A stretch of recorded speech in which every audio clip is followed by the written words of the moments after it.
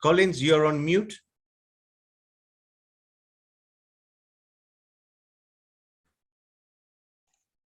Good morning, good afternoon, good evening from wherever you are joining us from.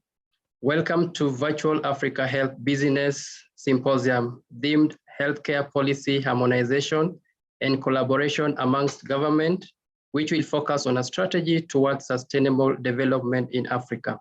My name is Collins Dundo from Africa Health Business. Before I hand over to the moderator of the day, I would like to make a few highlights about the session. Attendees will be on mute during the session. This session is in English. Management, we request all the attendees all to observe the allocated time during this session. This duration will last for 90 minutes. Post your question in the Q&A section, and your typed questions will be responded to as much as possible. There will be pop-up polls as the webinar progresses, and the attendees are advised to respond to those pop-ups. And participants are encouraged to tweet during the session under hashtag HBS 2021. To highlight the session agenda, we will have 5 panelists, a moderator, and 4 speakers. Thereafter, we shall have Q&A parting shots from the panelists and finally closing remarks. And now, let me introduce the moderator for the day. He is a visionary entrepreneur and an industry captain. He has been a groundbreaking pioneer in integration of healthcare management in Africa. He is the chairman of Africa Health Business and the president of Africa Healthcare Foundation. Ladies and gentlemen, Dr. Amit Thakker, please enjoy the session. Thank you.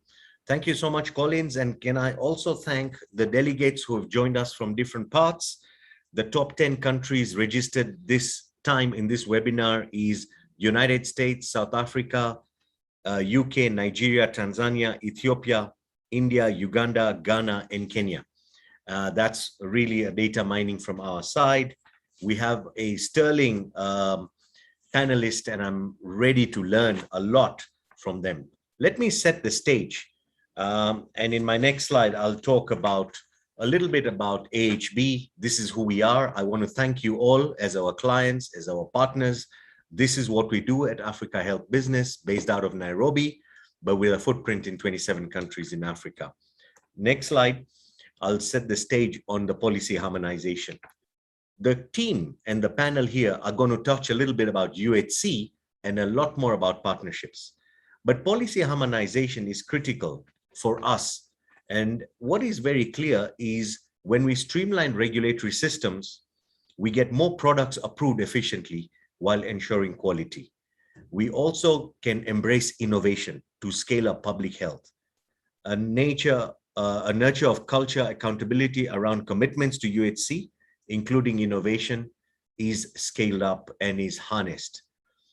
What I think the panel is also going to touch on is through partnerships, we will ensure adequate investments for R&D.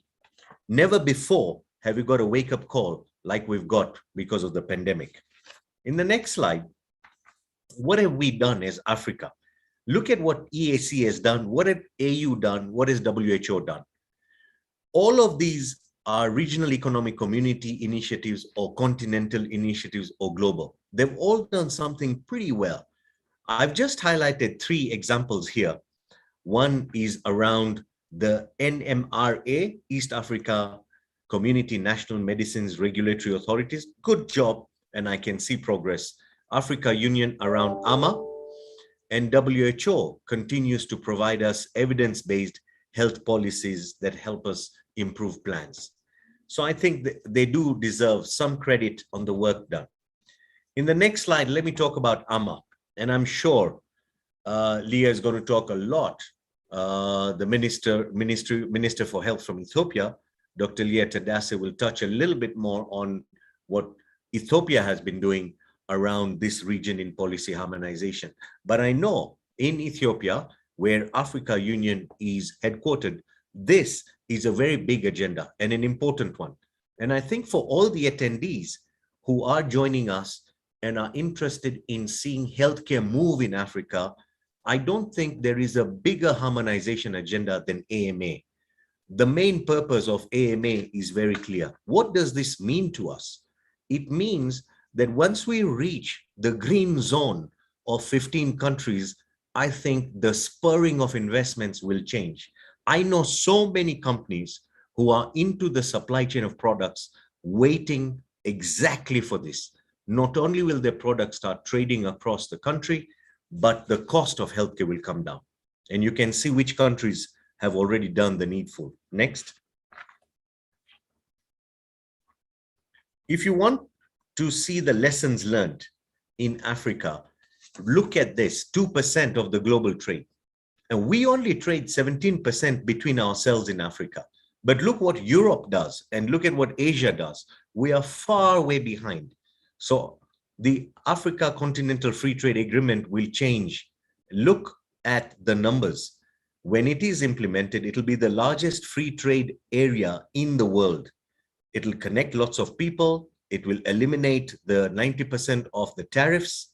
It will also boost the income by 7% with the latest studies done by World Bank. And the intracontinental exports will go up by 81%. And it will also send 19% of its exports to non-African countries. Imagine the power and the economic thrust of the free continental trade. So I think it's a great tool and an initiative that we need to move on with. Next.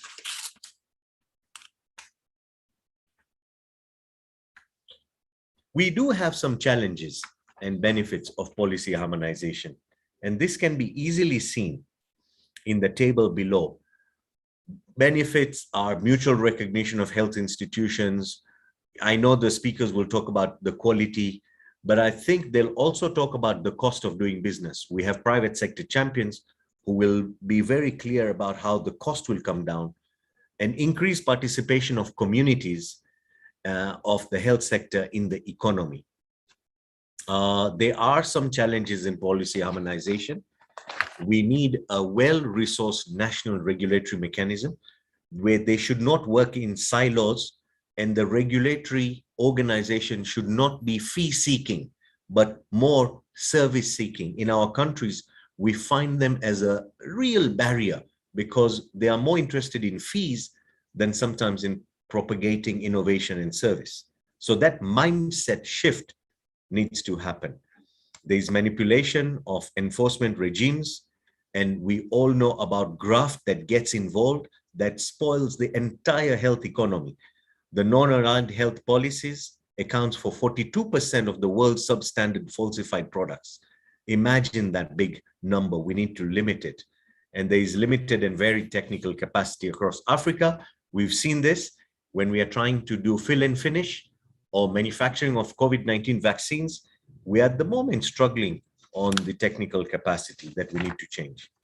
On my last slide, before I invite Honorable Minister onto the stage to give her experience, is obviously to talk about the private sector, because Africa Health Business is in the forefront of rolling the involvement of the private sector. The private sector is a key player and a big partner in policy harmonization. What can we do? These are just some of the points. Pool of skills and resources, additional pools, advancing research and development to foster innovations, and expand access and reach to quality, essential, and specialized health services. And finally, good governance. I believe that through this panel that we have, and through partnership, we can actually move the needle up. I would like to invite you to watch a short clip from one of our partners who's involved in global health supply chain. They are well known in Africa with the work they do. And this clip tells you what they have done in the supply chain industry. Watch this clip as I prepare for our panelists to take stage. Go ahead.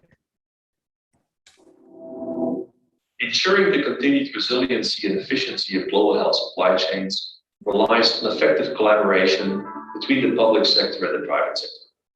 Chemonic's white paper on private sector engagement to advance and sustain health supply resiliency explores the benefits and challenges of PSE in the health supply chain. It describes a government stewardship model to boost supply chain performance in low and middle income countries and shares our recommendations for how and when to leverage the comparative advantages of both the public sector and the private sector to help health business investment in Africa thrive.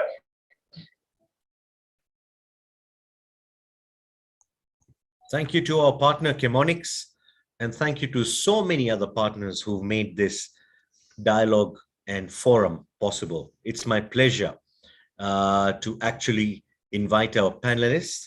There is a poll question that has been popped up. What barriers hinder policy harmonization in Africa? Please take a moment to answer, and we will share the results at the end of this session so we can all see where we go. Leah, it's been a pleasure to see you. I know you've been so busy and you've done some tremendous work in Ethiopia. Today, we are honored that you can share with us some of your experiences and challenges in Ethiopia you're having in terms of policy harmonizations. You're in the seat and the hot seat in Africa where the regional economic communities collaborate on a regular basis. So Leah, welcome to this event. I'm very pleased to hear your comments on policy harmonization. Welcome. Over to you. The stage is yours. Thank you very much, Dr. Amit, and really it's a pleasure to be here in this session, which is looking at this critical topic of policy harmonization with government's collaboration. I do hope you can hear me well. I may have some connection problems. Can you hear me well? Very clear, Leah. We can hear you clearly. Thank you so much. Thank you so much. So as we all know, universal health coverage is really a critical component of the 2030 Agenda for Sustainable Development. But really achieving the UHC we desire requires not just what can be achieved through the health system, what we do in the healthcare, but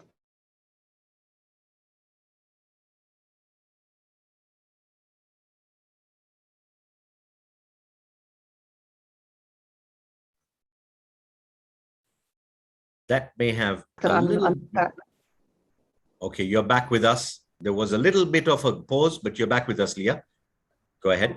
Okay, sorry.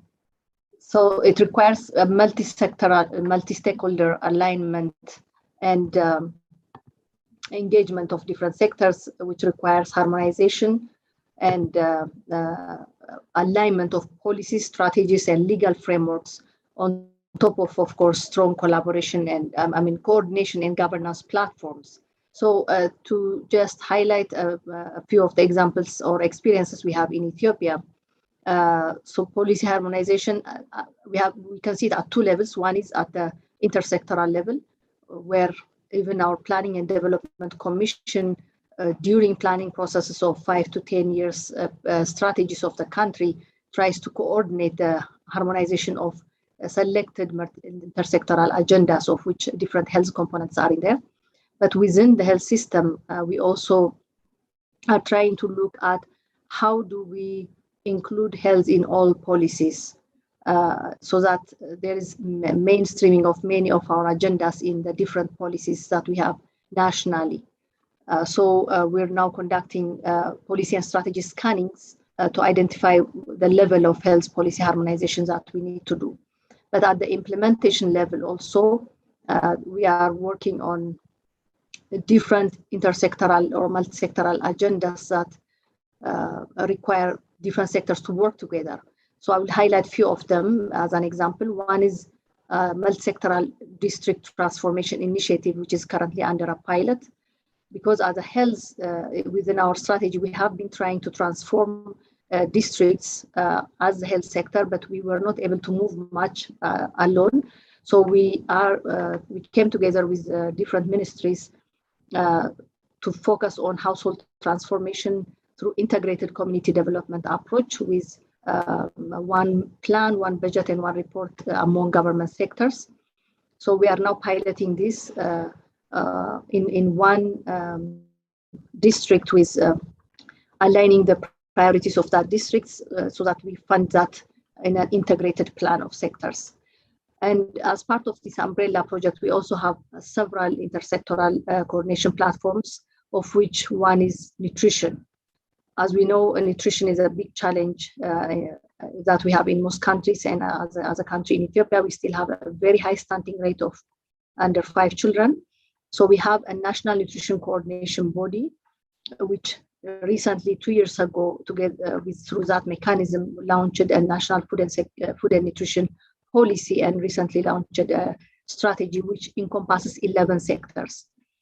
So as part of this, we also have a specific program called Sakota Declaration, which aims to end undernutrition through a multi-sectoral approach, zooming in few districts which have very high stunting rate. And this program had a shift on how it was progressing due to some events that also took place, which I would like to share as my personal experience as well. We were reviewing, all the sectors were doing their own work to achieve the challenge, to address the challenge, but we are just coming together to review our reports. We are not really doing it in a multi-sectoral approach. So at one point, we decided for all ministers and state ministers of these sectors to go on the ground and see what is really happening in these 40 districts we are trying to implement. And that was an eye-opener of what the real challenges are and how we are actually doing our plans, and implementation was not aligning with the needs on the ground. So we decided to change our approach and allocate the budgets not just for our sectors, but for the actual priority or challenge that these districts were having. But we were implementing it together. So this brought a big shift to the progress, and we have seen a significant decline in stunting in those areas with all the innovative implementations in agriculture, in roads, in schools, and other programs that we have been implementing. So I just wanted to highlight this because it's not just the presence of policies and strategies and plans that will really push things forward, but it's also the commitment to work together and the relationships that needs to be built also within this across the sectors that move things forward. And we do have different other similar programs where we are trying to work on this, like One Wash, which I'm sure many countries have these programs. And the current, even the COVID-19 emergency and other humanitarian responses, now we use a national emergency coordination committee led by Ministry of Peace to respond to these situations in coordination with different sectors. And this has also been one of the strengths in our response. I don't want to go into the different examples because these are, I think, enough for the examples to highlight at a local level. But indeed, there are challenges when we are implementing those, which I'll come back after saying few points about regional coordination and private sector engagement. As Dr. Amit, you have really mentioned in detail about the really key areas of regional collaboration that's happening, the opportunities that we have. I also wanted to highlight the medical and pharmaceutical areas that we are working on through the African Medicines Agency. I do believe there's a strong commitment to really establish this agency as a continent, and all countries really need to push hard to make sure this comes to realization, because the areas that we are looking at, like pool procurement and the collaborative efforts with Africa CDC, also with strong regulatory system in place to push forward local manufacturing of pharmaceuticals and vaccines, is really a key area that I believe as a continent that on the right track, but we need to push more in terms of really an integrated approach on the way forward. And the final point I want to raise is on when we are talking about integration or harmonization, we're not talking only about government sectors, but also all the sectors for integrated governance, especially the private sector engagement. Yes. And for us as a country, and now this has become a strong priority. It has been elevated as one of the key agenda in both the national development strategy, but also within the health policy and the health sector strategy, mainly in the health service provision and also manufacturing and other areas through direct investment and public-private partnership. So, but this also demands policy harmonization and alignment among sectors, especially the alignment of investment priorities, legal frameworks, incentive package, and follow up a strong support system as government to facilitate for the private sector engagement. Saying this, of course, this is one of the most approach that creates results, but also very challenging because one is that the different players or sectors are not at the same level of capacity, but also there's a gap in clarity of authority, role and responsibility of sectors. And because this alignment and working together of these sectors is not really led, it cannot always be led, for example, by the Prime Minister office, or it's usually led by the sectors together. So the accountability mechanism of what we set out to achieve is not very strong. So I hope we do get to continue to learn on how do we create a strong accountability mechanism for all to align to one vision and also allocate resources for those gaps. And the other gap is, of course, resource allocation for cross-sectoral issues is usually limited because of the approach, usually that silo approach, usually we have our sectors that we need to really change and improve. So I do hope that this issue of policy and strategy and harmonization to achieve UHC continues to be a strong agenda because it's really critical to achieve the universal health coverage that we are all envisioning with establishing strong legal frameworks, governance, accountability mechanism, budgeting and monitoring and evaluation tools for a stronger system. Thank you so much for the opportunity.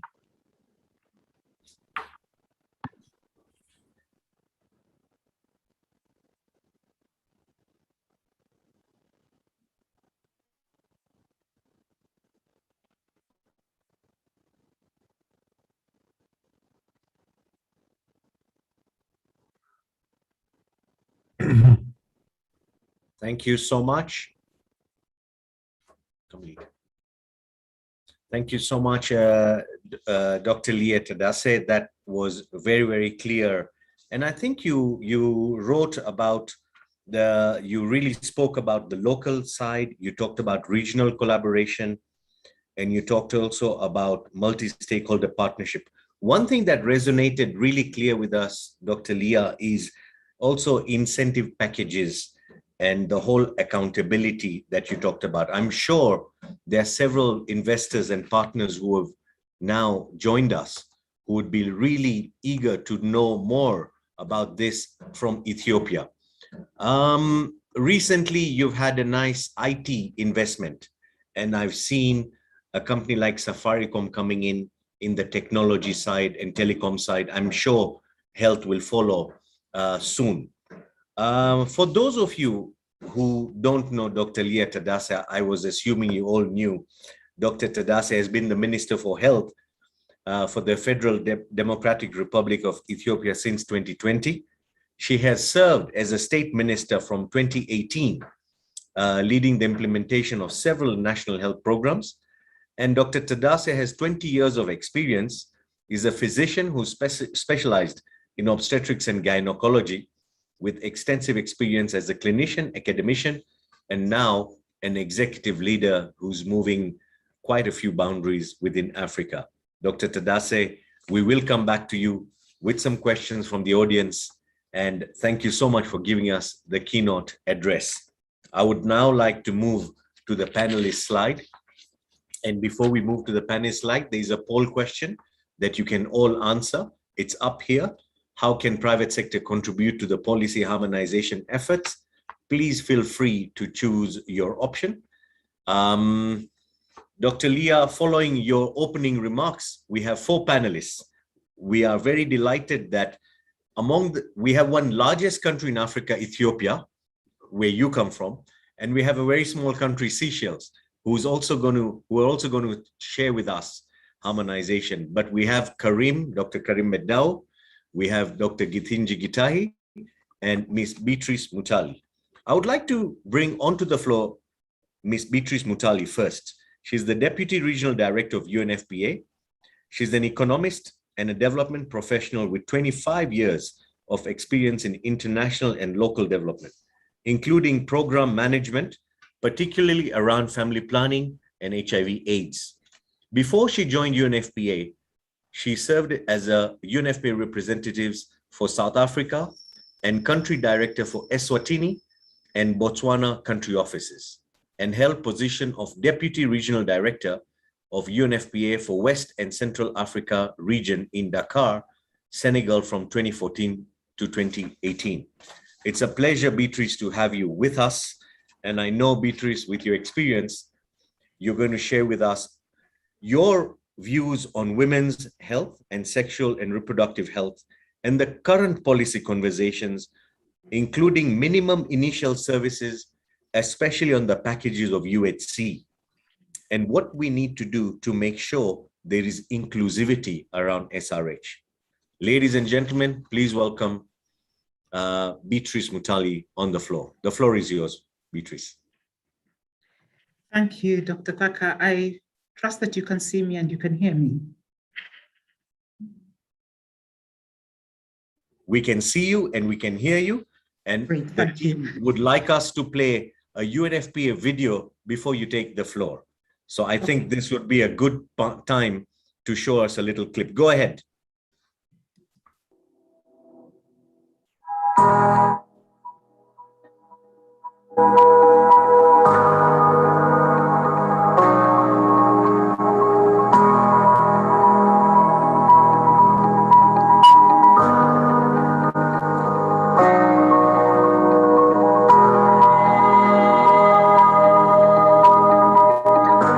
نگران این هستیم که مبتلا به این شده باشیم. خايفة على بيبي اللي بطني بس أنا الإجراءات اللي أخذتها أكيد حتكون وضع تمام كله نعمله الخوف مع الألم والرعب إنه خايفين من هالموضوع انتشار كورونا شو أثره على الجميع.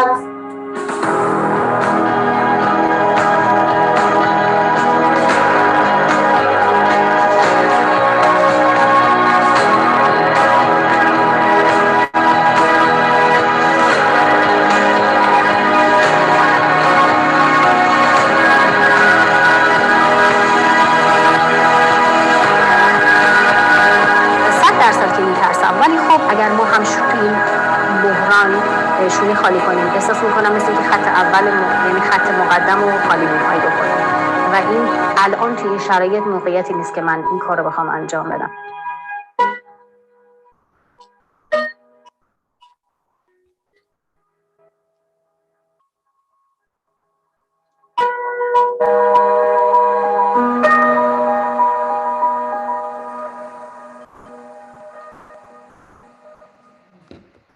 Thank you so much.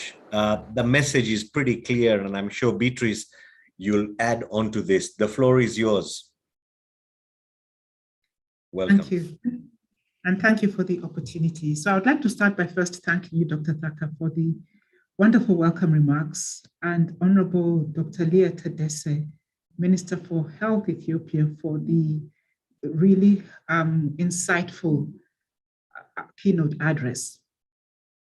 I also recognize Honorable Dr. Luanje, Ministry of Health from Seychelles, and my distinguished co-panelists, Dr. Githinji Gitai and Dr. Kareem Bender.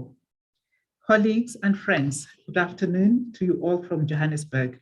And it's a great pleasure to join you today for this discussion, which places a spotlight on policy harmonization and collaboration amongst governments. As introduced, I'm from the United Nations Population Fund, UNFPA, which is the United Nations Sexual and Reproductive Health Agency. Our mission is to deliver a world where every pregnancy is wanted, every childbirth is safe, and every young person's potential is fulfilled. And this is a mission that can only be achieved with universal access to sexual and reproductive health and rights. I therefore want to just share a few examples of how global and national level policy prioritization, harmonization, and collaboration amongst governments are advancing human rights for women and girls and improving their health, in particular their sexual and reproductive health in East and Southern Africa region, home to more than 600 million people in 23 diverse countries. Not long ago, just close to 2 years ago, many of the East and Southern Africa governments attended the Nairobi Summit, which commemorated the 25th anniversary of the International Conference on Population and Development, ICPD. And at that conference, they pledged to address the ICPD's unfinished sexual and reproductive health and rights agenda, especially for young people who make up a third of the region's population. And you will recall that prior to that, at the ICPD conference in 1994 in Cairo, global efforts were made in advancing sexual and reproductive health and rights. And since then, we've seen significant results. Today, 1 in 3 women uses a modern family planning method, compared to less than 1 in 10 in 1994 at the time of the Cairo conference. Today, a woman's risk of dying in pregnancy or childbirth has dropped from 1 in 20 chance in her lifetime to 1 in 55 since the Cairo ICPD conference in 1994. Many countries have also criminalized gender-based violence and have outlawed child marriage and female genital mutilation. On the HIV side, we've seen that HIV infections have declined by 20%, while AIDS-related deaths have decreased by 44% since 2010. These achievements just demonstrate the power of global policy prioritization and harmonization efforts through intergovernmental commitments and collaboration, which is my first point. Global policy prioritization, harmonization, and collaboration efforts make a difference. My second point is that despite good progress, the promise of the ICPD remains to be fulfilled for millions of people in the East and Southern Africa region. And at the current pace of progress, this region will not be able to achieve the global ambition of the Sustainable Development Goals of attaining universal access to sexual and reproductive health and rights by 2030. This requires urgent attention at the national level to formulate and implement more harmonized, evidence-based, people-centered health policies and financing, delivery, and financial protection and arrangements. As we all know, despite noteworthy progress, the likelihood of a woman dying due to pregnancy or childbirth in this region is twice the global average. 1 in 3 girls is still getting married by the age of 18, and almost 1 in 6 young women continues to experience gender-based violence. Again, nearly all new HIV infections are now occurring in just 15 countries, most of them being in East and Southern Africa region. Further, the unfinished agenda of the ICPD and the global ambition of attaining universal sexual and reproductive health and rights, of course, is being impacted significantly by the COVID-19 pandemic, with the deepest impact on groups experiencing intersecting forms of inequality, such as those living in poverty, those working in the informal employment, women, girls, persons with disabilities, migrants, and older persons, just to mention a few. The pandemic has significantly altered the health financing landscape, in particular financing of sexual and reproductive health, as well as the financial protection and service delivery landscape. It has also altered people's health-seeking behavior. Therefore, these require harmonized policies and delivery arrangements through whole of government and whole of society efforts. Any backward trend on sexual and reproductive health and rights will not only devastate the lives of millions of women and girls, but also slow down progress towards the Sustainable Development Goals, or SDGs, which are crucial for creating a more equal, prosperous, and sustainable world. My third and last point is on how we can accelerate progress towards universal sexual and reproductive health and rights by situating a comprehensive package of sexual and reproductive health services in universal health coverage, policies, and programs. As we know, the use of primary healthcare, PHC approach, in facilitating movement towards UHC, in other words, UHC through PHC, has been endorsed and agreed by the member states of the WHO Regional Committee for Africa, as well as by the global public health community. We also know that despite progress towards UHC through PHC in many countries, the UHC and PHC service packages and financing and financial protection arrangements don't fully include comprehensive information and services pertaining to sexual and reproductive health and rights, or SRHR. The SRHR information and services that need our urgent attention in the context of UHC financing, delivery, and financial protection services include the following: comprehensive sexuality education, or CSE, postpartum and post-abortion family planning, as well as the inclusion of long-term family planning methods in national financing and financial protection arrangements, referral and treatment for emergency obstetric care, and prevention and management of obstetric fistula, comprehensive abortion care to the extent of national laws, and post-abortion care, reproductive cancers, counseling and services for sexual health and well-being, including menstrual health and menstrual health information and services, and detection, prevention, and management of gender-based violence and other harmful practices. Here it is important to note that the definition of UHC includes the full range of essential health services, from health promotion to prevention, treatment, rehabilitation, and palliative care. Therefore, any argument and policy decision for not making comprehensive sexual and reproductive health an integral part of UHC is primarily an argument and a policy decision for classifying life-saving information and services for girls and women as non-essential. Colleagues and friends, building on the strong political commitment and noteworthy progress made to date, we need to redouble our efforts to integrate comprehensive sexual and reproductive health into UHC policies and programs. We have the capacity to shape and harmonize health policies, financing, delivery, and health protection systems to reduce inequalities, strengthen resilience, and protect the rights and choices of all women and girls.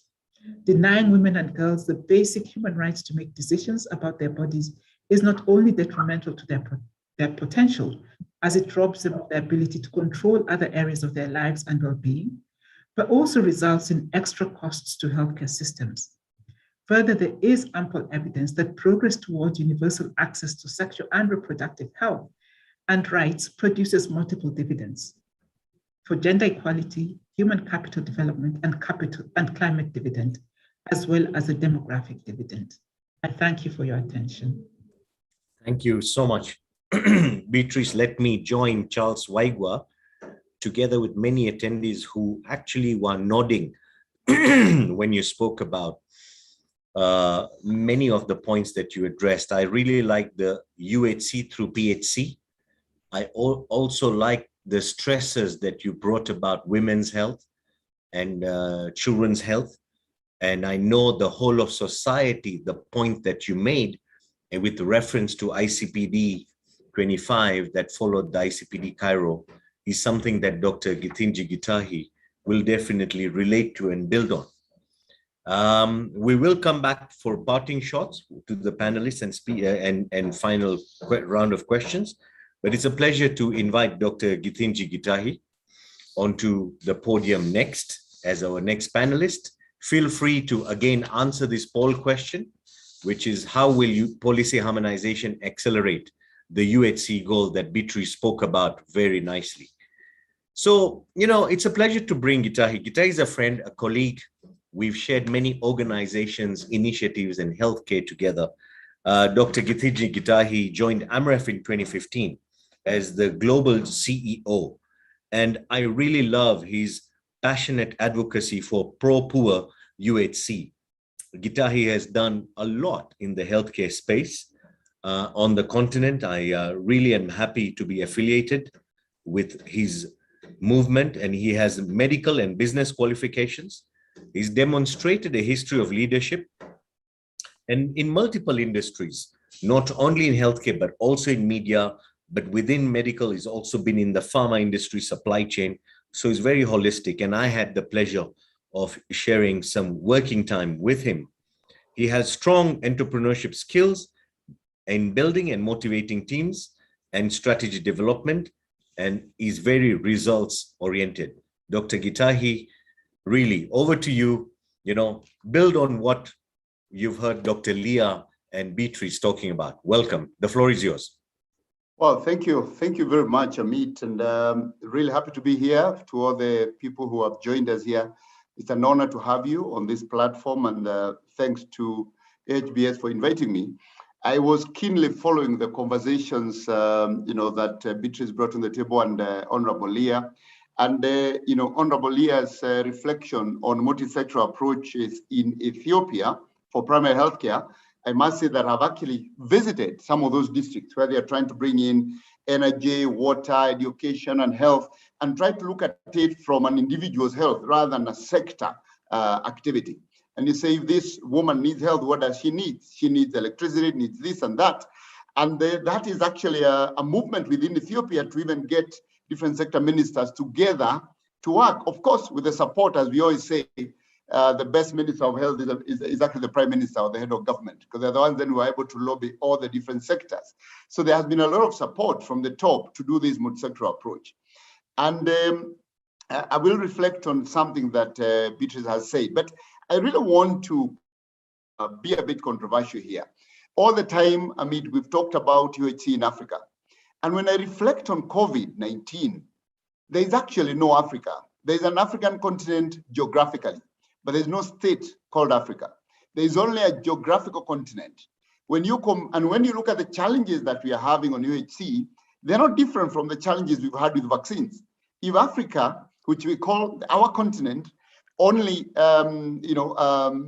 manufactures 1% of its own vaccines and imports 99%, if Africa imports 80% actually, or more, of its medical consumables, then we start to ask ourselves, actually, is there an Africa, or there's just a geographic, mass that's called Africa? But actually what we are talking about are small, fragmented, sovereign states that do not have the capacity to produce for their own market in an adequate, scalable manner, which is why we are struggling with vaccines. Because if you look at COVID vaccines now, when we started talking about a joint manufacturing plan, and even if you look at the Africa manufacturing plan of many years ago done by the Africa Union, it talks about Africa. But when you talk about Africa without policy harmonization, there is no Africa, actually. There is only a geographic mass called Africa.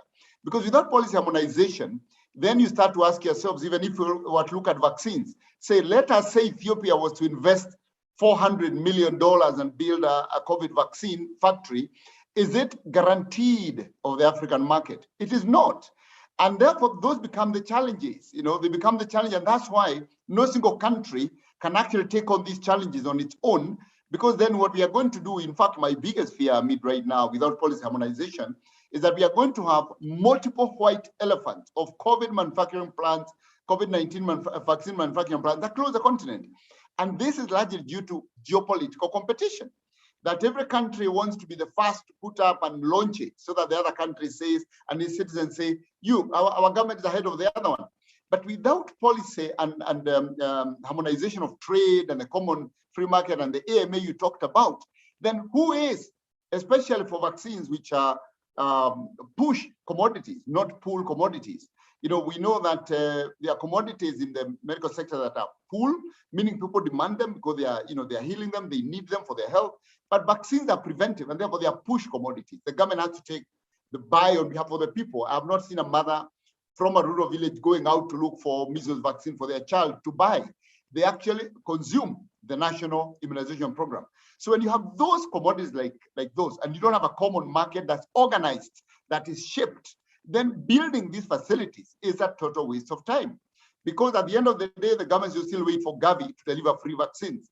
And what about all those factories we have built? So I really want to reflect on this issue and the criticality of policy harmonization in us reducing the negative impact of fragmentation.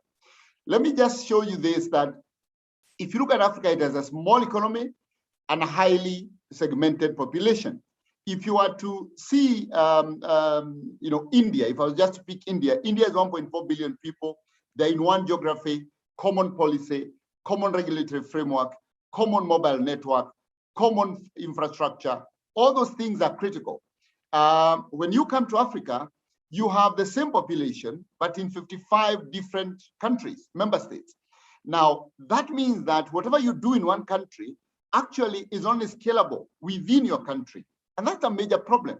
So never mind that we carry 17% of the global population, we actually have only 2.7% of the global GDP because we've been unable to actually take advantage of our own population because of the boundary segmentation and fragmentation. If you look at pharmaceuticals I was talking about, I was looking at numbers that indicate India has 1.4 billion people. It has more than 10,000 pharmaceutical manufacturing plants, amounting to about $19 billion. If you come to Africa with an almost similar population, we have only 375 manufacturing plants. Now, and that's based on our commodity selection. Now, if you compare the 10,000 and 375, the 375 are still delivering a huge demand, as you showed earlier, of about 14 billion of commodities. And I saw you showing serious growth into the future, but 80% of this is imported because no single factory or country in Africa can actually have a plan that's based on Africa's population, because you have no way of tapping into Africa's population because you don't have harmonized policies, harmonized trade, a common market, and that is our biggest weakness. And I think this is the reason I'm asking, when we talk about UHC, how do we afford UHC with this segmentation, with this fragmentation? And therefore, we need to forget the concept of UHC for Africa and start to think about UHC for Ethiopia, UHC for Kenya, UHC for Uganda, UHC for Mauritius and Seychelles, individual country approaches, because until we can do a policy harmonization that then has a common agenda, we cannot talk about UHC in Africa because each state is sovereign and no policy can be demanded of any particular state. And we are seeing that challenge even now when we discuss implementing international health regulations for global health security. You can't have a plan for Africa. You have to have a plan for every single country to do disease surveillance, early identification, reporting, and control. It has to be based on the strength of every country, not a continent, until we can look. And this is why this topic is really critical. Now, I just want to show, and this is back on what Beatrice was talking about the factor of population. And this is so critical that I actually currently believe, after all my years in development sector and global health, that if Africa does not address the critical issue of population development by providing access to sexual and reproductive health services to women and girls, including adolescents, which are actually in our various country policies, then we will not address the problem we need to address. If you look at this chart, I'm just reflecting on Sub-Saharan Africa's GDP, and you can see there was an inflection point just after the year 2000. But what happened? The population growth has been keeping up with this growth, and therefore you don't actually get a proper redistribution of resources because you have more and more people taking up. Even this growth therefore doesn't provide a significant movement for people because of the population growth. So again, that's something we need to address as we talk about universal health coverage. But let me come to this kind of last dilemma, which is on UHC and this policy harmonization, and then give a few pointers of what's in my mind about this. How do we take care of 17% of the world's population with only 2.7% of the world's production? Now, do we collect enough taxes? Do we allocate more to health? Do we discuss 15% Abuja declaration? Do we discuss 5% GDP? If we were to look at all those, I just want to give a hypothetical case here. And this is my last slide, and then I'll give a few pointers. One, I picked a state in the US, North Carolina. I picked Netherlands, and I picked Sub-Saharan Africa. And what I did was look at their actual GDP at the point I was doing this. And Netherlands has 850 billion, Africa 1700 billion, and then North Carolina is about 500 billion. Then you ask yourself, we want more money in health so that we can achieve universal health coverage. That money has to come from tax collection. Africa, highly informal, so tax efficiency is around 14–15%.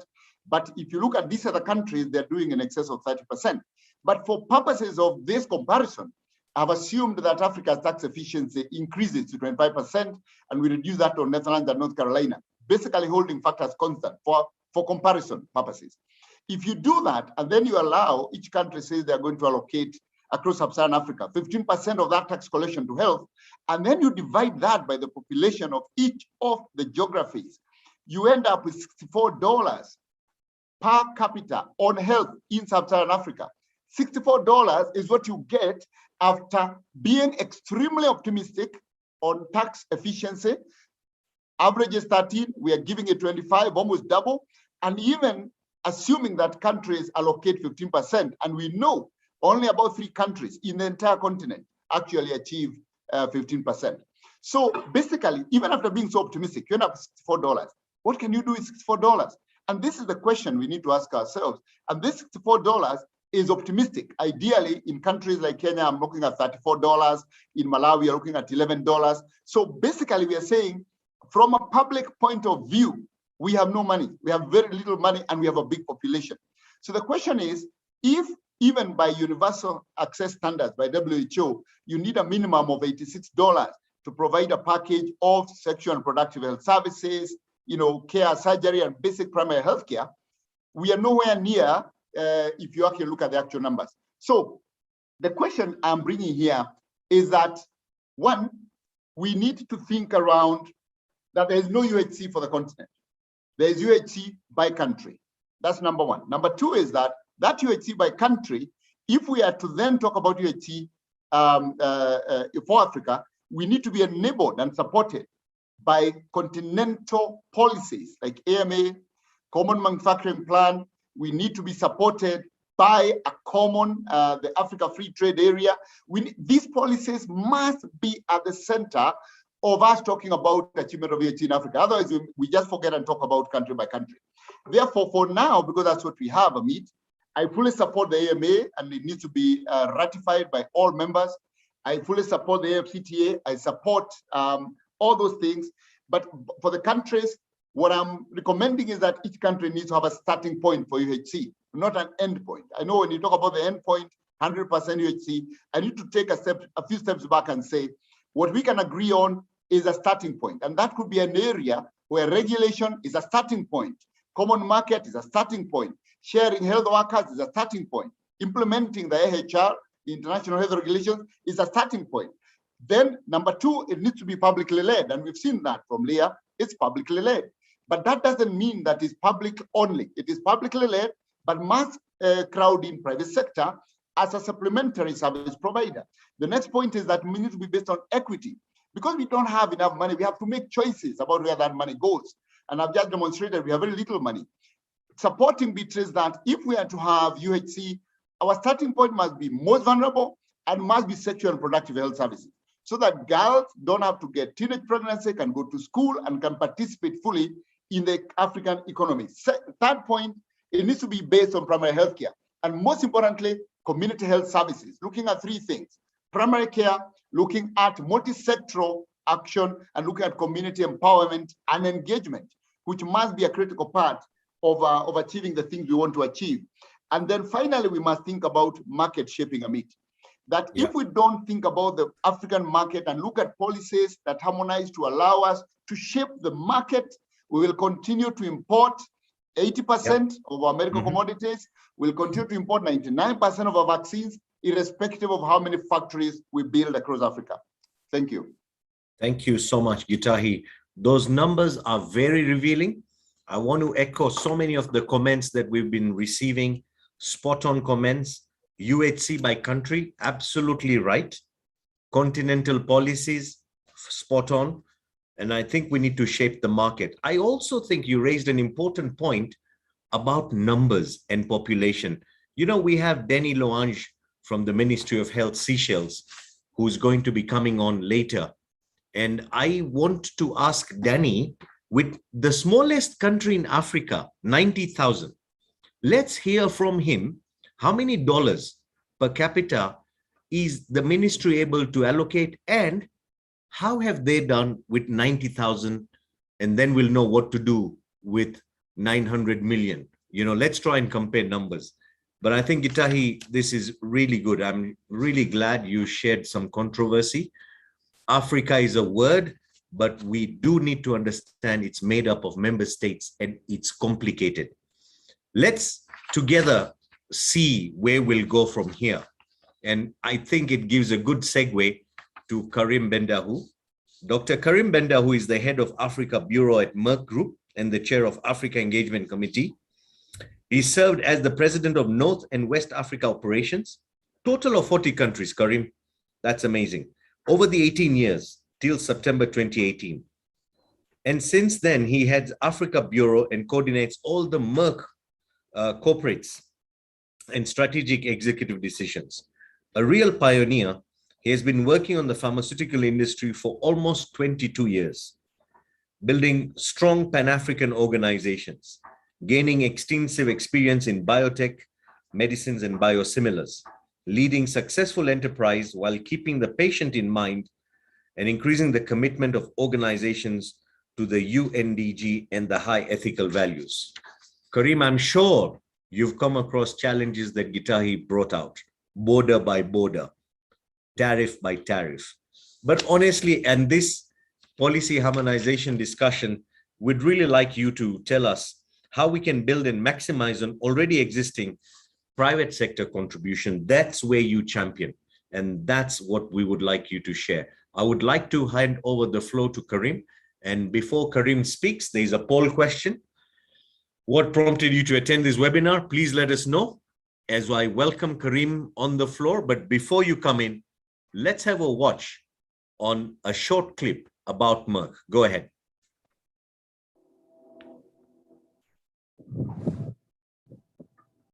This is life.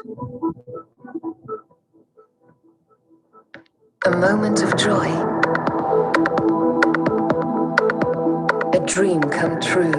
All pure love. A tiny breakthrough. Or maybe a triumph. A constant struggle. A clash of ideas. We can make a difference. Create the new, the unexpected.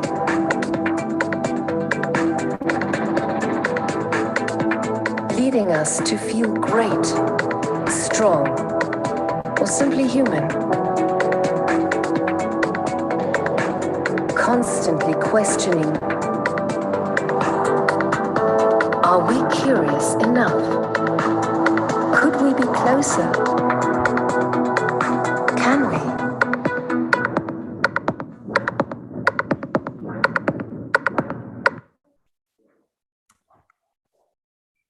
Thank you, Kareem. Gives us a nice preview about the company and its commitment to patient care. Kareem, the floor is yours. Thank you very much, Amit. I'm really delighted to be here, and I'm also really happy to have Honorable Dr. Leah, Beatrice, and the famous Gitinji as well as co-panelists.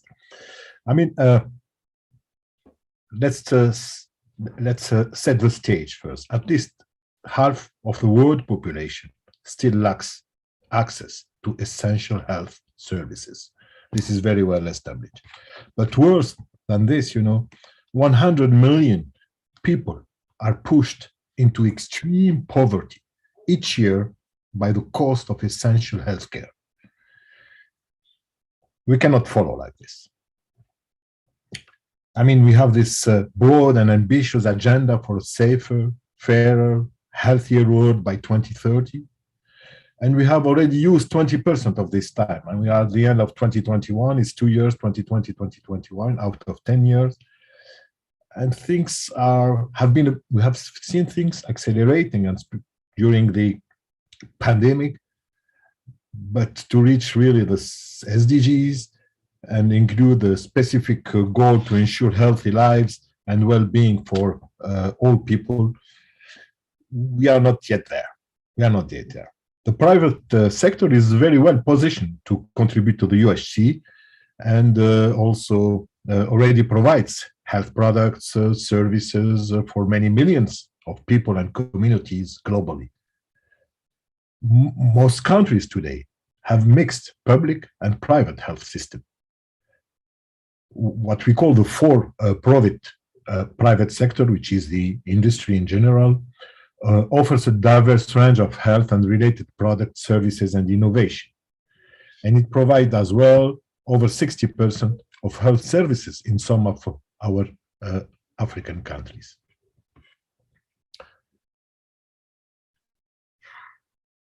So, I mean, I'm currently chairing and heading the Africa committee of the IFPMA, and I can really report that the private sector wants to be part of efforts to achieve universal health coverage. We see more and more government engaging with us and identify common interest to foster new partnership for universal health coverage.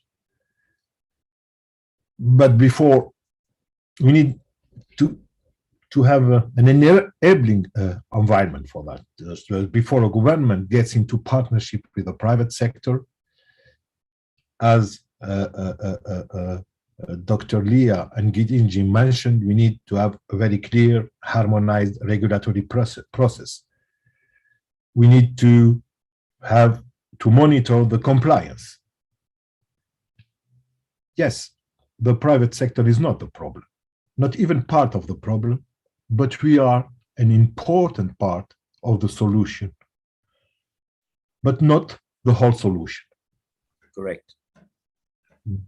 Government need to create the ecosystem, and it is the role of the government. And we heard Dr. Leah mentioning this multi-stakeholder approach. And as usual, I'm really always proud about what Ethiopia is doing for the health system of the country. We need to create ecosystem and train and strengthen, and we need a regulatory strengthening. We need also a dynamic solution to create employment. The industry can create this employment. They can create also economic progress. Biggest mistake in general in pathway to Africa UHC is to think that this is only public sector and civil society driven. No. The UHC, if you like to reach it really in 2030, at least part of the target, it's a partnership between governments, communities, private sector. And in the center, we have to put the UHC. Personally, even if it is a bit surprising, I would suggest that we should profiting from profit organization and aligning private sector interest with UHC. So it's exactly what we are doing now in the industry. I mean, increasing the level of compliance, making sure that it is in the DNA of the managers, of the key stakeholders of the private sector to consider the UHC in their plan, in their business models. Coming back to some issue that Giting have mentioned, yes, indeed. If we like to make Africa attractive, if we like to make it efficient, we need to defrag Africa. And this was really clearly shared by Gitinji. We need one market. We need one regulatory system. Otherwise, we will not see huge progress happening there.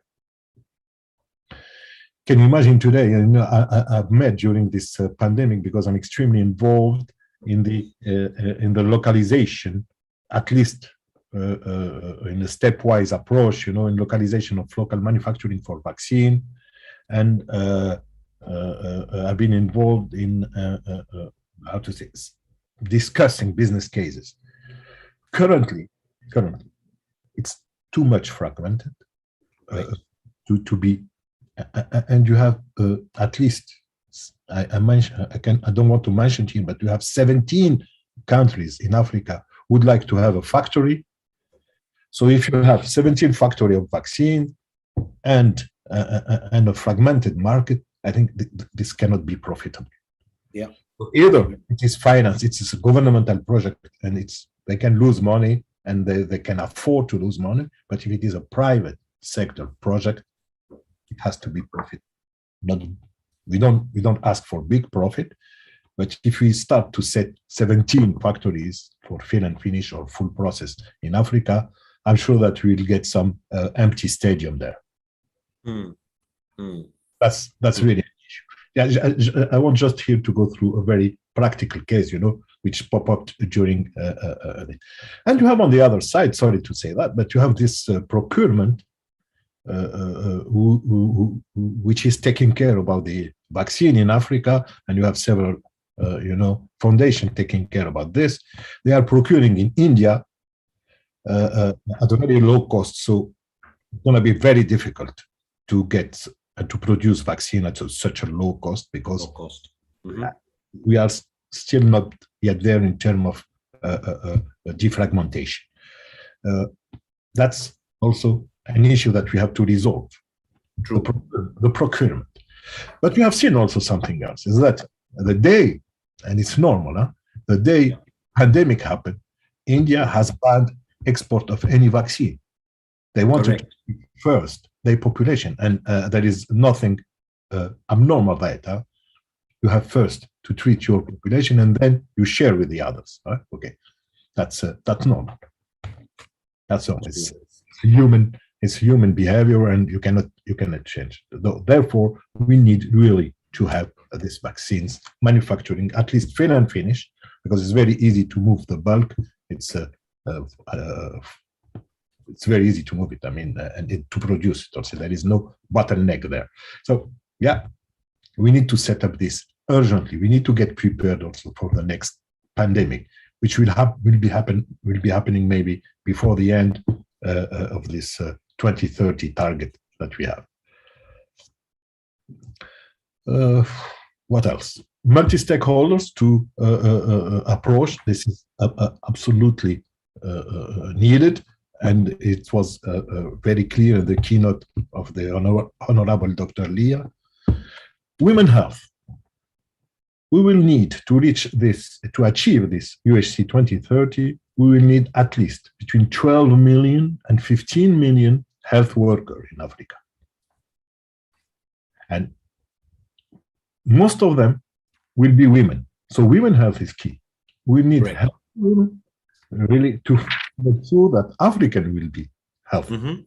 That's key. So the industry and the private sector can also get involved in the training and the capacity advancement of this. Correct. The second thing that we can do. The third thing is that we have to incentivize the local supply chain organization.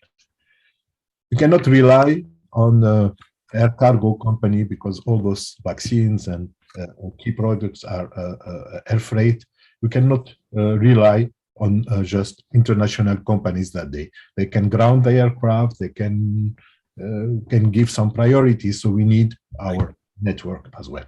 That's also private sector which can really help and contribution.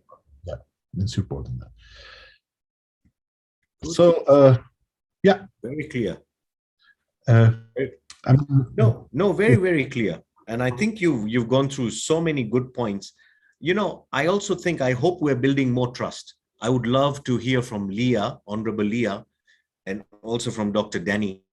I hope that public-private work on the continent is improving trust. I really also like the fact that you said we are part of the solution, not part of the problem, but we are not the solution to everything. And so I really think this multi-stakeholder partnership that everyone is talking about, I'm sure it's working. I also think when you put the word DNA, to build in the DNA of managers to consider business model is an interesting one. But yeah, thank you so much, Kareem. I'm going to come to you for parting shots, but I do want to bring in Danny Louange, Dr. Danny Louange on the floor. And this is a good time for us to bring Dr. Louange, last but not least, on the panel. You know, Dr. Louange specializes in orthopedics and spine surgery. He's also had experience in hospitals in Singapore for 15 years, and he lectured in medicine at the universities of Singapore as well. He's now in Seychelles. Seychelles has 90,000, I think, people, smallest country in Africa. Kareem has been talking about partnerships. Githinji has been talking about how we go UHC by state. You've been hearing about sexual reproductive health from Beatrice Mutali. And of course, Honorable Leah was talking about MSP. I would really like to hear from you, Danny, your views of what you've heard so far. Have you achieved better dollars per person in Seychelles? Are you closer to UHC? What is your challenge? So please welcome Dr. Danny Thomas Louange, Ministry of Health, Seychelles, on the floor as you answer your final poll question. Danny, the floor is yours. Thank you, Dr. Amit. A very good afternoon or evening to honorable ministers, the panelists, and the participants. A very good afternoon. Yes, you're right, Dr. Amit. Seychelles is probably one of the smallest countries in Africa, in the world. And because of this being the smallest country, there are very interesting, Seychelles is very interesting. It's unique. And the path to UHC is also been very interesting and unique, and could be also considered as a model. We started with UHC since the late 70s and worked tirelessly to ensure that there is access to health for every single citizen. We are a population of 100,000 people. We depend on the tourism and fisheries. These are our main economic pillars. Without those, I think like right now, what we're going through is highlights the dependency that we have on tourism. Seychelles, just to answer, to start by answering your question first, we have a our total health expenditure in Seychelles per capita is about 830 USD per capita. So we in Seychelles, universal health coverage is has showed to the region and to many countries that we have achieved a lot. But what we need to work on, as in principle, UHC, you'll never be able to 100% achieve UHC. And in Seychelles, what is our challenge is the quality. So we do have, everyone in Seychelles do have access to some form of health services. The question is the quality, and this is what we in Seychelles working towards. But being a small country and isolated in the middle of the Indian Ocean with some of our brothers and sisters, including Mauritius, it's sometimes challenging to reach out to the other our brothers on the main continent. And Seychelles, we've partnership and we've attempted and also followed initiatives from the continent. Like we're working very well with the regional, with the WHO, especially the regional headquarters we do have a WHO representative in Seychelles. It used to be a liaisons officer. It has been upgraded in 2019. And we've worked very, very closely with WHO to establish, to work on initiatives to basically improving, building, strengthening the health system in Seychelles. We're also working with SADC, with the African Union, in also partnership with individual countries. And one of the main activity that we're working, and Seychelles is probably one of the pillar ambassadors or founders, is the pool procurement, especially for the small African states, island states. And with UNICA, we are quite far ahead with pool procurement. There are a few other activities that we need to do, and so that we can embark on this full. But what I feel in Seychelles is, rather than, and a lot of our procurement is being done in Europe, India, China. The question is, why not Africa? Why don't we get ourselves organized and it is closer to us? And we feel that it will be a lot more competitive in terms of prices, and also we could also control on the quality.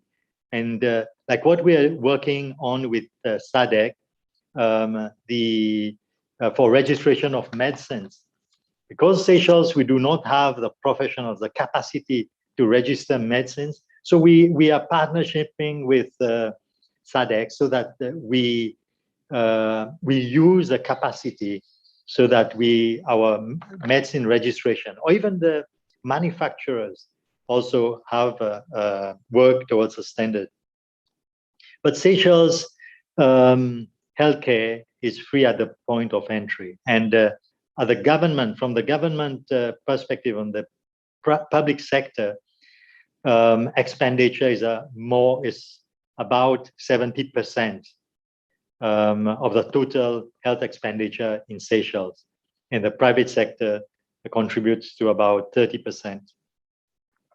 So just to stress on the challenges that we have is procurement. Because of our economics of scale, we have a lot of difficulties or challenges to procure, and a lot of suppliers and manufacturers, especially manufacturers, will not deal with us because of the quantities that we are ordering. So again, if we have, we can link partnership with the continent, that could assist us, and also bring, keep the funds within the continent. So with this, Dr. Taka, I thank you. I thank the AHB for that opportunity to participate in this program. Thank you. Thank you so much. We've learned so much. $830 is a staggering figure. 70-30. Imagine you're giving excess, you're busy with quality. So what I think you're announcing is specialists who want to set up in Seychelles, they're welcome. You're also announcing those who want to invest into specialized services, it's welcome. And instead of Seychelles moving to India for treatment, maybe you're also telling us, Africa, pull up your socks so we can also bring patients coming into Africa rather than India. I hear you, and I'm sure there's so many points you're making. Thank you so much, Danny, for your input. Let us go to the poll results before we go to final parting shots from our panelists. I also want to thank Joel Olma, Wadu Anebo, Isaiah Olowabi, Robin Jiru, Duncan McKay, Joel Ruvungo. All your questions have been received. We will come back to you on that. We are running out of time. I also believe that you have all the questions on the system that have been answered. Thank you, Shadrach, for supporting that. First poll question, I think the answer is pretty obvious: weak institutional capacities and mechanisms for implementation. Second question, if we can move to the second question, how can private sector contribute to policy harmonization? This is interesting. Collaborating with government, 51% answered that, whereas 31% said pooling resources, both technical and financial. So I'm pretty convinced that a mix of these two will enable us as private sector to contribute to harmonization. Third question, how will policy harmonization accelerate UHC goals? I think there is a leading answer of embracing innovation and put systems in place, 46%, but 29% of you felt strengthen and streamline regulatory systems. Pretty interesting. I really thank you for your contributions and your interesting results on that. Let me now move on to the next slide, which is the parting shots. And I would like to invite Honorable Leah Tedase, who is the Minister for Health of Ethiopia, our keynote speaker, to go ahead and give us her reflection so far on this interesting panel. Leah, the floor is yours. Want to hear your parting shot, a minute or two. Thank you so much, Dr. Amit, and really all the great panelists. It was a great learning experience also for me, and we can clearly see the big pieces that will make this into a whole of harmonization and integrated governance for achieving UHC, both at a country level but also at a continental level. And I want to, I mean, we have said a lot on what should be done within countries in terms of cross-sectoral collaboration and with private sector, but I wanted to really emphasize with this platform what was mentioned in terms of the content, what we can do as a continent, because there is a lot of opportunities that we have not yet pushed as much as we could, especially in terms of the pharmaceutical sector, starting from what was mentioned by Dr. Dani at the end, with a pool procurement for economies of scale that is really fragmented at this point, and up to having strong regulatory mechanisms where, as countries, we should stop our efforts that we are doing in silos or as single countries, where we can bring a lot of capacity together, both for manufacturing, pool procurement, and overall enhancing regulatory capacity, because this is a big pillar for the health sector. Ensuring access to safe and effective medicines to our communities is a critical pillar for UHC, which we really need to harness opportunities, and each of us need to be a voice to really push this agenda forward of the African Medicines Agency, the free trade continental agreement, and also help to grow the capacity of platforms like the Africa CDC. So I really wanted to highlight that, and of course all the key things that were mentioned in terms of how we need to strengthen local intersectoral collaborations. And thank you so much. Thank you so much, Dr. Leah. When do we see Ethiopia on the list of 9? Will you be the 10th one? How far are you on depositing instruments for AMA? Yes, we're pushing hard. It's already placed in for the approval of the cabinet. So hopefully within in a very short time, it will happen. So we are pushing very strong. I wish you all the best. We'll probably have a celebration when you deposit the instruments. All the best. Let me invite Beatrice for your 1-minute parting shot. Beatrice Mutali, the floor is yours. Thank you again, Dr. Thaka, and just want to take the opportunity to also just thank you. It was a great discussion, very significant, pertinent issues raised that I think would be helpful collectively if we are to really make advancements at the pace that we really need to. For me, I think I just want to reiterate the point that when we look at harmonization and collaboration amongst government, we clearly, yes, we have made progress, but clearly we still have a long way to go, and we need to redouble our efforts. I think it's been clear listening to all the speakers that there's a lot that needs to be done, and I think we need to remain focused until we get to the point where we have universal health coverage for Africa. And for me specifically, really stressing the point on universal health care, including sexual and reproductive health and rights. Thank you. Very clear, Beatrice. Your message has been consistent. Gitahi, over to you for your parting shots.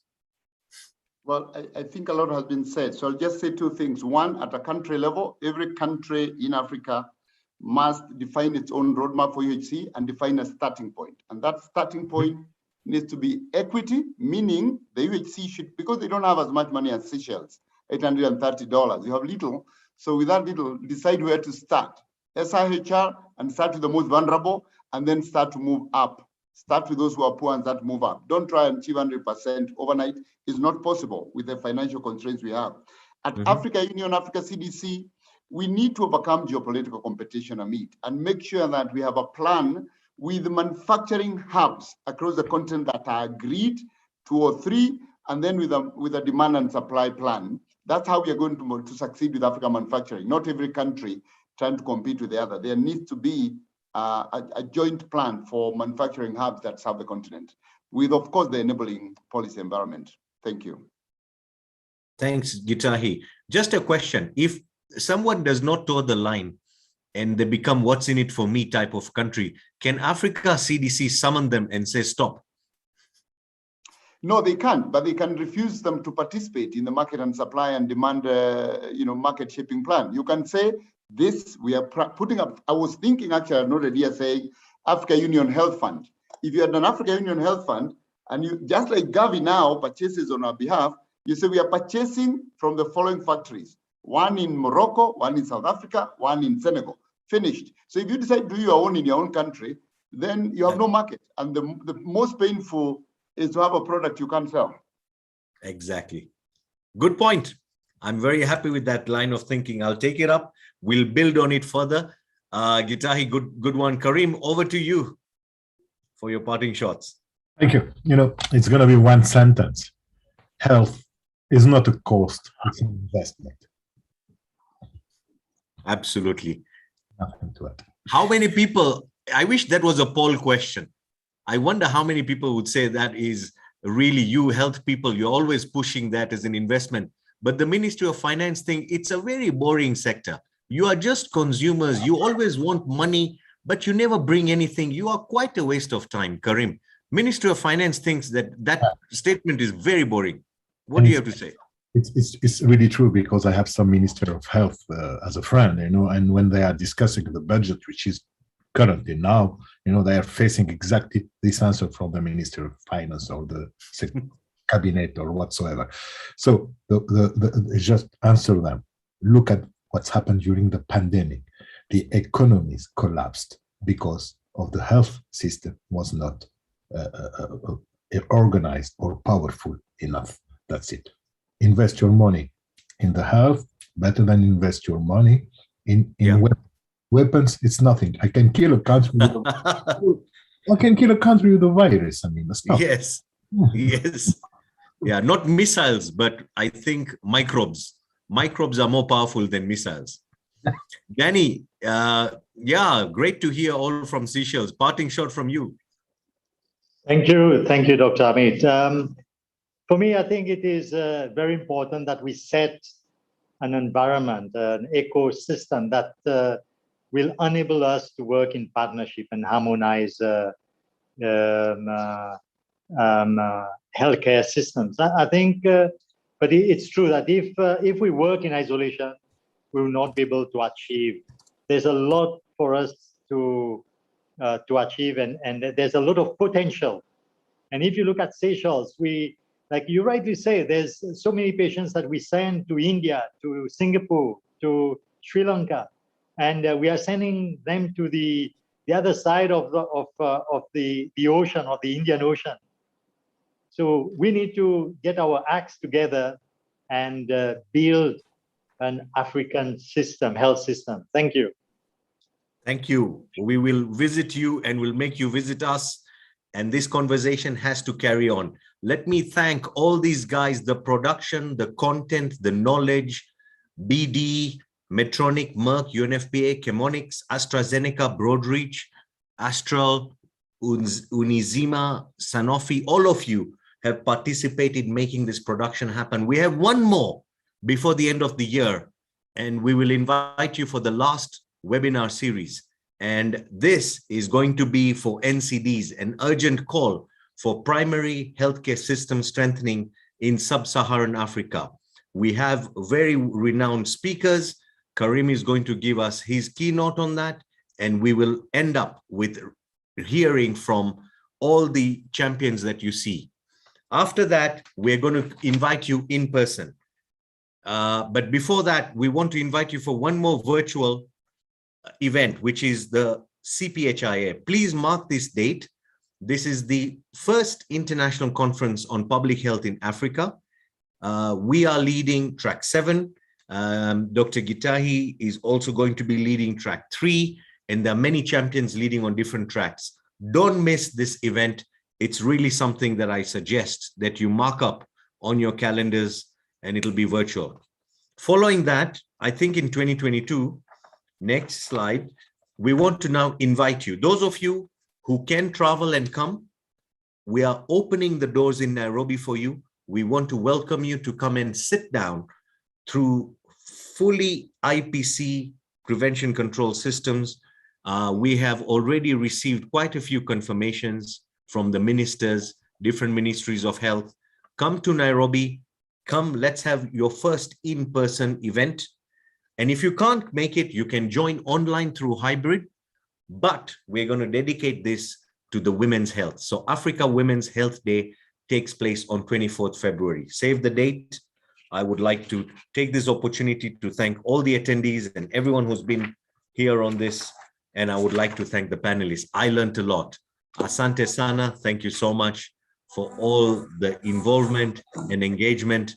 Have a lovely day wherever you are. Bye for now.